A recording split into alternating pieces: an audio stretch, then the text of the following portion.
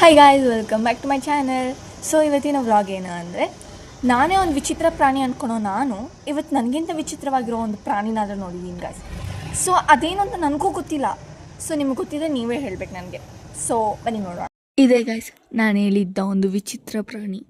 ನನಗೊಂದೇ ಅರ್ಥ ಆಗಿದ್ದು, ಇದು ವಿಚಿತ್ರ ಪ್ರಾಣಿ ಅಲ್ಲ, ವಿಚಿತ್ರ ಹುಳು ಅಂತ.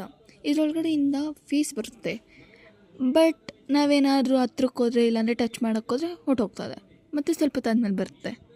ಸೊ ಇದೇನು ಅಂತ ನಂಗೆ ಅರ್ಥ ಆಗ್ತಿಲ್ಲ.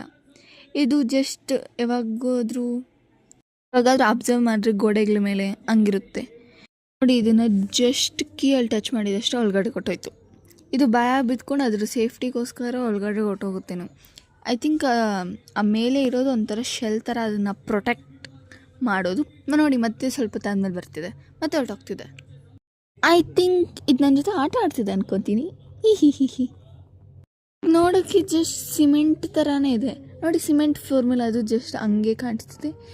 ಕೀ ಎತ್ಕೊಂಡು ಹಂಗೆ ಹಿಂಗೆ ಮಾಡಿದಕ್ಕೆ ಪಾಪ ಅದು ಬರ್ದಿರನೇ ಆಗೋಯ್ತು ಗಾಯ್ಸ್. ಈ ಹುಳ ನಿಮಗೆ ಗೊತ್ತಿದೆ ಪ್ಲೀಸ್ ಕಮೆಂಟ್ ಮಾಡಿ ಗಾಯ್ಸ್, ಪ್ಲೀಸ್.